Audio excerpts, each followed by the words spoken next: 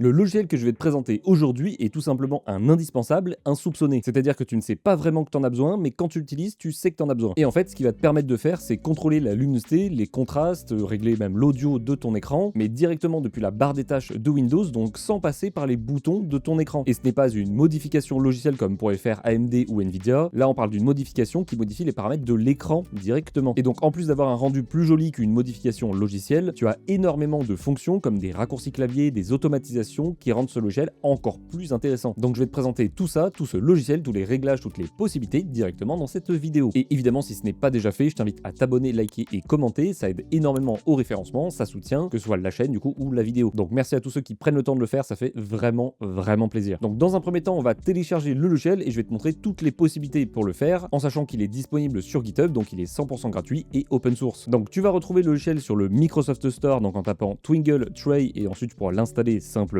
Et sinon, c'est évidemment disponible sur Winget, donc avec Uniget UI ou CMD. Donc tu ouvres Uniget UI et tu cherches tout simplement Twingle Tray pour ensuite faire un petit clic droit sur la commande en version Winget, tu fais clic droit et installer. Et sinon, avec la commande qui est en description, que tu peux copier facilement, eh bien tu la colles dans ton terminal, tu fais entrer et ça s'installe automatiquement. Et donc maintenant que tu as installé le logiciel, on va le paramétrer et je vais t'expliquer comment il fonctionne. C'est pas très compliqué, mais il y a pas mal de choses à savoir. Tu peux donc ouvrir Twingle Tray et une fois qu'il est ouvert, tu vas voir que tu l'auras juste ici. Alors soit dans la petite flèche et tu le déplaces ici, soit il sera directement ici. Et une fois que c'est fait, tu peux faire clic droit dessus et paramètres. Comme ça, on va tout voir en commençant par le début et jusqu'à la fin. Alors, lancer au démarrage et appliquer la luminosité au démarrage, je t'invite évidemment à l'activer. Comme ça, dès que tu allumes ton PC, tout est déjà ouvert et tout est déjà prêt à l'utilisation. Donc ça, c'est un indispensable. Pour la langue et le thème, tu mets ce que tu veux. Donc thème sombre, thème clair et la langue de ton choix, que ce soit français, anglais ou autre. Windows UI Style et Flumica, ça c'est très intéressant. C'est que si par exemple tu es sur Windows 10, tu peux mettre Windows 10. Si tu es sur Windows 11, tu peux mettre Windows 11. Mais tu peux aussi mettre Windows 10 si tu es sur Windows 11 et inversement. C'est une préférence. Après, c'est mieux de matcher avec le système, c'est quand même un peu plus joli. Et après, le Flumica, ça permet tout simplement de rendre le logiciel beaucoup plus joli dans la même veine des derniers logiciels que je t'ai présentés en termes de design. Et justement, vu qu'on parle de design, tu pourras modifier l'icône qu'il y a dans la zone de notification. Donc ici, tu vois que c'est un petit soleil avec des grandes antennes. Bref, tu peux personnaliser, c'est comme tu veux. Les données d'analyse, tu peux les désactiver. Ça permet à Twingle Tray d'améliorer leur système. Donc en récoltant des données, c'est pas des données personnelles, mais ils récoltent quand même des données. Je te conseille de le désactiver. Ensuite, toutes les options de dépannage, je te conseille de laisser par défaut. Et en fait, je t'expliquerai pourquoi il faut le modifier potentiellement en tout cas, mais un peu plus tard. Donc là, tu peux aller dans paramètres du moniteur et tu vas voir normalement tes écrans qui sont détectés. Donc dans mon cas, j'en ai 3, donc j'en ai 3 affichés. Évidemment, ça dépend en fonction du nombre d'écrans que tu as. Et ce qu'on voit tout de suite, c'est qu'il y en a un qui a une petite croix rouge et qui a écrit Known dans Communication Method. Ce qui signifie qu'en fait, mon écran n'a pas la technologie pour communiquer avec ce logiciel. Alors dans certains cas, ton écran peut être compatible, mais avec des options en moins. Typiquement, tu peux pas modifier, je sais pas, le contraste, mais la luminosité, tu peux. Enfin bref, voilà, il y a des options qui peuvent différer, mais c'est quand même très rare de ne pas avoir d'écran compatible. Moi, c'est une télé, donc c'est un cas un peu particulier. Sinon, mes autres écrans, comme tu le vois, sont tous compatibles. Il y a bien la petite flèche verte avec des informations concernant la luminosité. Juste en dessous, tu vas pouvoir choisir la fréquence de mise à jour de la luminosité, donc entre vitesse de la lumière et très lent. Donc grosso modo, ce que ça change, c'est quand tu vas bouger le curseur de luminosité, est-ce que ça le fait tout de suite, très rapidement ou un peu plus lentement. Alors dans l'idée, mettre le minimum, c'est bien, mais si tu as des problèmes de clignotement notamment de ton écran, eh bien augmente cette valeur. Donc je te conseille de tester et de faire en fonction de ton écran, ça ne va pas l'abîmer. Masquer les affichages, ça te permet de masquer des écrans. Donc par exemple, moi, mon QB Q90 qui ne fonctionne pas, ou en tout cas qui n'est pas compatible, eh bien je peux le désactiver en cliquant dessus, comme ça il sera juste pas affiché. Cacher l'affichage interne inactif, ça c'est plus pour PC portable si ton écran de PC portable n'est pas actif, donc que tu fermes le capot ou que tu as désactivé l'écran, il ne sera plus affiché en activant cette option. Renommer les écrans et réorganiser les écrans, ça va te permettre de renommer l'écran et réorganiser, en fait c'est dans la liste, donc quand tu cliques ici tu vois tes écrans, et bien si je veux le Odyssey au-dessus du MSI, et bien je fais glisser comme ceci, et quand je réouvre, et bien c'est directement dans le bon ordre. Donc ça c'est purement de la personnalisation, c'est suivant tes préférences. Donc maintenant qu'on a fait un peu de la personnalisation, customisation, on va aller voir les fonctions plus avancées, donc fonctionnalité DDC-CI. Donc en fait c'est la méthode de fonctionnement qui va permettre au PC, donc au logiciel plus précisément, de communiquer avec l'écran. Donc comme tu le vois ici, mon QB Q90 qu'on va appeler juste télé Samsung pour des raisons de simplicité de prononciation, eh bien n'est tout simplement pas compatible, donc j'ai pas de fonction de disponible. Mon MSI, eh bien je peux contrôler les contrastes, l'état d'alimentation, on va en parler un peu après, et tous les codes VCP ont été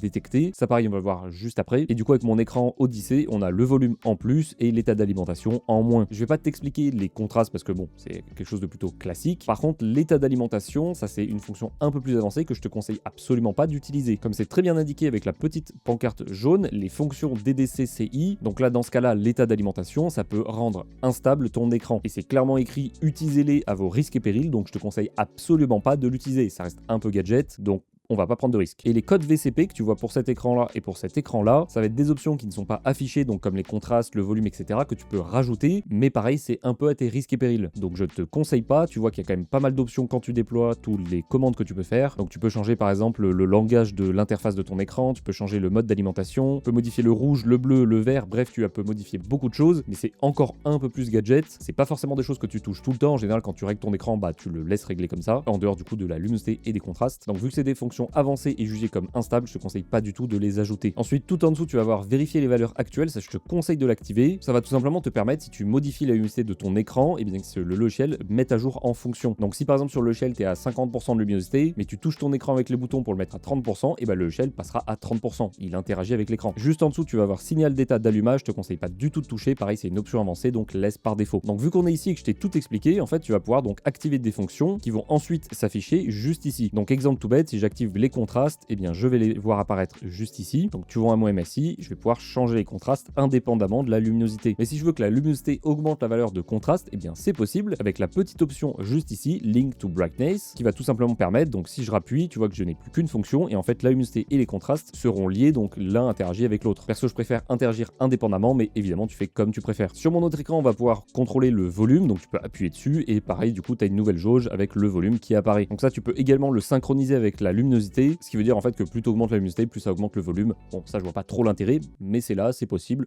Pourquoi pas. Ensuite, une fois que tu as ajouté tes petites valeurs ici, tu vas pouvoir aller dans ajustement selon l'heure. Donc cette section va te permettre de régler l'éclairage en fonction de l'heure, mais soit une heure que tu as prédéfinie, soit en fonction de l'heure du coucher du soleil, du lever du soleil, en fonction de ta position géographique. Donc c'est juste ici que tu vas pouvoir configurer ta position et donc cliquer sur récupérer les coordonnées, et normalement il te met les coordonnées automatiquement. Donc là c'est les coordonnées de ma ville, donc Grenoble, et c'est pas ma coordonnée précisément, parce que de toute façon ça change pas grand chose entre Grenoble et chez moi, c'est pareil. Et une fois que tu as configuré ici, tu peux ajouter une période et choisir si du coup tu te bases sur l'heure, donc en choisissant ici quelle heure tu veux mettre, ou si tu utilises la position du soleil, et là du coup tu vas voir à quelle heure il se couche, à quelle heure il se lève. Alors comme tu le vois dans cette section ici, c'est encore en anglais parce que la traduction française est je crois complétée à 93%, là ça reste compréhensible, mais c'est bon à savoir que c'est pas encore totalement traduit. Et donc là une fois que tu as choisi que ça soit par rapport au soleil ou pas, tu vas voir que tu peux choisir la luminosité de ton écran. Sauf que là c'est de tous tes écrans ensemble, ce qui est pas forcément très pratique, surtout si tu as des écrans que tu veux plus lumineux que d'autres. Donc là ce que tu peux faire, c'est juste descendre un tout petit peu, tu vois régler la luminosité des écrans individuellement, tu mets activer, et donc là tu vois que je peux régler indépendamment mes écrans. Donc là par exemple à 21h je veux que mon MSI soit à 20% par exemple, et que mon Odyssey soit à 10%. Et donc là du coup une fois que ce sera l'heure indiquée, eh bien tes écrans se régleront en fonction de ce que tu as paramétré. Alors sache que tu peux modifier d'autres choses comme mettre des animations ou changer même la vitesse de la transition de luminosité. Alors les animations ça augmente la charge CPU, donc c'est pas forcément très conseillé, et la vitesse de transition bah c'est personnel, donc c'est un peu comme tu veux. Donc ici on a tout paramétré pour modifier la luminosité, mais tout en dessous tu peux faire un peu l'inverse, c'est-à-dire mettre une détection d'inactivité. Donc c'est à dire qu'en fonction de ce que tu vas paramétrer, eh bien ton écran va se désactiver, donc par exemple au bout de 5 minutes si le curseur n'a pas bougé, etc. Donc ça peut être aussi très pratique. Et ensuite du coup la dernière section c'est raccourci, et là ça va te permettre de créer un raccourci. Donc si tu cliques sur ajouter un raccourci, tu vas pouvoir mettre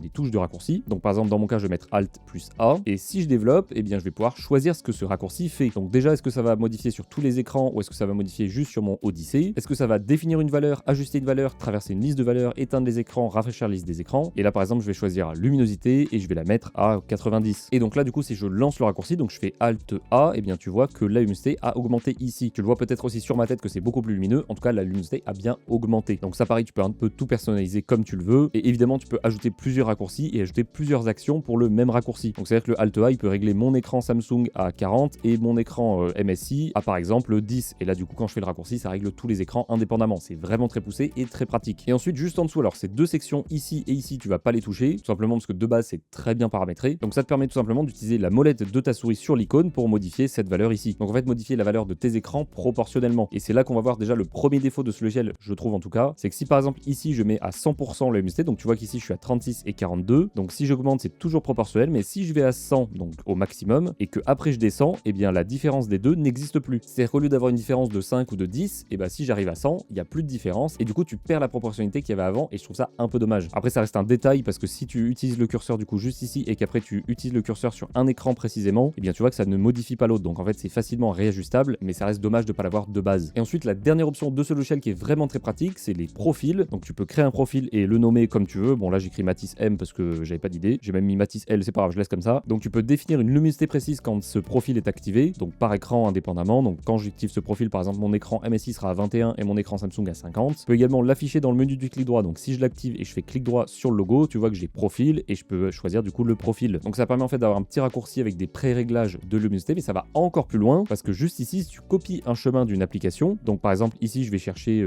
Adobe Premiere Pro, donc juste ici j'ai Premiere Pro, si je fais clic droit dessus et copier le chemin et qu'ensuite je le colle du coup dans le logiciel juste ici, et bien dès que je vais ouvrir Premiere Pro, il va mettre la luminosité que j'ai choisie. Donc c'est à dire qu'on peut avoir des profils de luminosité en fonction des jeux. Exemple tout bête, jeu d'horreur luminosité un peu plus haute et jeu d'aventure, open world, etc. où c'est un peu plus lumineux, et bien un peu moins élevé. Ça reste un exemple, mais du coup ça permet vraiment de personnaliser de façon même automatique. Et tu vois tout en dessous overdrive, overlay type, où tu vas pouvoir choisir par défaut désactiver la superposition la plus compatible ou forcer on. Et ça c'est une très belle transition pour revenir au premier réglage que je t'avais pas montré. Ça va être très rapide. Donc comportement par défaut de l'overlay que tu peux choisir entre désactiver le plus compatible et forcer on. Donc ça c'est tout bête, c'est si tu utilises une application, par exemple un jeu, et que lancer Twinkle Tray eh bien fait bugger le jeu, ou tu peux avoir plein de problèmes de manière générale. Modifier cette valeur là va te permettre d'enlever les problèmes en fonction du coup de ce que tu as choisi, donc le plus compatible, désactiver ou forcer on. Donc par exemple si tu as des problèmes tout le temps, c'est mieux de le désactiver pour du coup ne plus avoir de problème. Et donc c'est pour ça que ce que je t'ai montré juste avant c'est intéressant, parce que du coup si tu vas dans raccourci et que dans profil tu as mis par exemple un jeu et que ce jeu là ne fonctionne pas par défaut, donc avec le plus compatible, et tu peux désactiver et ça le désactivera automatiquement. Ça évite d'y penser, d'aller dans l'option, les réglages, etc. Donc là en soi on a fait tous les réglages, je t'ai un peu montré pendant qu'on le réglait comment l'utiliser, mais en fait grossièrement c'est très simple. Tu vas juste aller sur l'icône ici et soit tu sélectionnes avec les curseurs ou même avec la molette, tu peux directement sélectionner. Tu as des raccourcis, donc par exemple pour linker les deux écrans, donc tu appuies ici et en fait la valeur que tu modifies, ça modifie la même pour les deux écrans. Tu peux évidemment délinker pour avoir les écrans indépendamment. Tu vas pouvoir éteindre les écrans, donc là tu vas envoyer un signal à tes écrans, un signal logiciel, donc c'est sans risque comparé aux autres options que je t'avais montré, que je t'avais dit de pas toucher et qui va te permettre du coup d'éteindre tes écrans. Je trouve pas ça très pratique,